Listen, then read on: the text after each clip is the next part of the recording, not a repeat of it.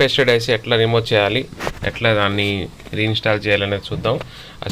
First అయితే మన black paste IC మనం చెక్ చేద్దాం. బ్లాక్ పేస్ట్ ఐసీ మనకి ప్రాబ్లం ఎట్లా ఉంటుందంటే రెగ్యులర్గా మనకి సిపియూ కానీ ఈఎంఎంసీలో కానీ ఇట్లాంటివి ఎక్కువ బ్లాక్ పేస్ట్ వస్తూ ఉంటుంది. దీన్ని ఫస్ట్ అయితే మనం లో టెంపరేచర్లో ఆ పేస్ట్ అనేది ఫస్ట్ అయితే మనం జస్ట్ సైడ్లన్నీ క్లీన్ చేసుకోవాలి. ఎందుకంటే పక్క కాంపోనెంట్స్ ఉంటాయి, అవి మనం తీసేటప్పుడు డ్యామేజ్ అయిపోతాయి ఐసీ తీసేటప్పుడు. కాబట్టి ఫస్ట్ ఆ పేస్ట్ని మెల్లగా క్లీన్ చేసుకోండి. ఇలా చేసేటప్పుడు మదర్ బోర్డ్లో ఉండే బ్యాక్ కింద డ్యామేజ్ అవ్వకుండా, ట్రాక్లు డ్యామేజ్ అవ్వకుండా చాలా స్మూత్గా క్లీన్ చేసుకోవాలి. టెంపరేచర్ అప్లై చేస్తూ క్లీన్ చేస్తే సరిపోతుంది అనమాట. మెల్లగా క్లీన్ చేసుకోండి. టైం తీసుకున్నా పర్లేదు, ఏం ప్రాబ్లం ఏం లేదు. ఎందుకంటే మనకి సక్సెస్ ఇంపార్టెంట్ కాబట్టి అవుట్పుట్ అనేది కంపల్సరీ చెక్ చేసుకోవాలి. ఓకే, అవుట్పుట్ చెక్ చేసుకున్న తర్వాత ఫస్ట్ జాగ్రత్తగా చెక్ చూసుకోండి, ఇష్యూ ఏమైనా రాకుండా జాగ్రత్తగా ఉంటుంది. ఎందుకంటే పక్క కాంపోనెంట్స్ ఏమి డ్యామేజ్ కాకూడదు.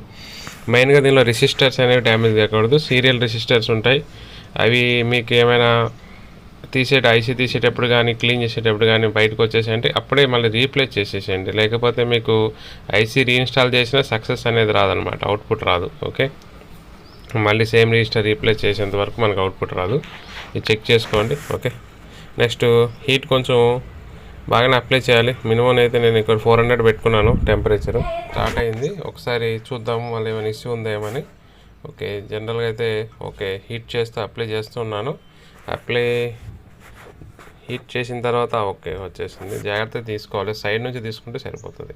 ఓకే చూడండి, పేస్ట్ ఆల్రెడీ ఉంది, ఇంకా మదర్ బోర్డ్ పైన ఉంది.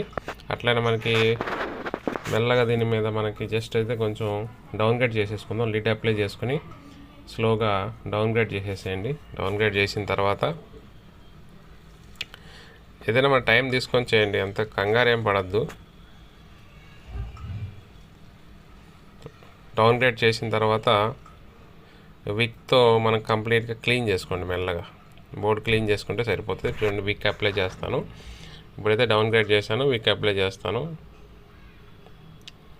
విక్ అప్లై చేసేటప్పుడు మీకు మొత్తం బోర్డు అనేది క్లీన్గా కనబడుతుంది. ఒకసారి చూడండి, విక్ అప్లై చేస్తున్నాను. ఇది కూడా జాగ్రత్తగా చేసుకోవాలి, పక్క కాంపోనెంట్స్ ఏం డ్యామేజ్ కాకూడదు. ఓకే చూడండి, బోర్డు ఎంత బాగా క్లీన్ అయిపోయిందో. చాలా జాగ్రత్తగా చేసుకుంటే మనకి సక్సెస్ బాగుంటుంది. డ్యామేజ్ కాకూడదు. బోర్డ్ ట్రాక్స్ చూడండి, ఒక్క బాల్ కూడా డ్యామేజ్ కాలేదు మనకి. మ్యాక్సిమం బాల్స్ అనేవి డ్యామేజ్ కాకుండా చూసుకోండి. బట్ ఏదైనా డ్యామేజ్ అయినా ఇష్యూ ఏం కాదు, దాన్ని రెక్టిఫై చేయొచ్చు. బట్ డ్యామేజ్ కాకపోతే మనకి టైం అనేది కలిసి వస్తుంది. ఇట్లా సక్సెస్ రేట్ ఎక్కువ ఉంటుంది అంతే. ఓకే, అట్లనే ఇప్పుడు ఐసీ కూడా క్లీన్ చేస్తున్నాను. ఫస్ట్ అయితే డౌన్ గ్రేడ్ చేస్తాను ఐసీని మస్ట్ కంపల్సరీ డౌన్ గ్రేడ్ చేయాలి. డౌన్ గ్రేడ్ చేసుకున్న తర్వాతే ఆ పేస్ట్ ఉండిపోతుంది, బ్లాక్ పేస్ట్ అయితే ఉంటుంది. బ్లాక్ పేస్ట్ని మెల్లగా మనం తక్కువ టెంపరేచర్ అప్లై చేసుకుంటూ, లైక్ మీకు ఒక 220 250 అట్లా అప్లై చేసుకుంటూ ఆ పేస్ట్ని మెల్లగా క్లీన్ చేసుకోండి. ఐసీ పైన స్క్రాచెస్ పడకుండా జాగ్రత్త తీసుకోండి, ఇది చాలా ఇంపార్టెంట్ ఇక్కడ. ఓకే, క్లీన్ చేసేసాము.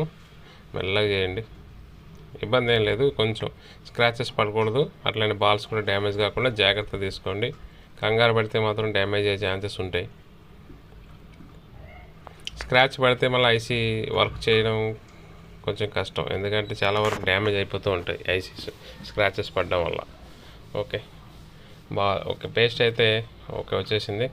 ఒకసారి మనం డౌన్ గ్రేడ్ చేసేస్తాను, మళ్ళీ ఒకసారి విక్ చేస్తాను లైట్గా.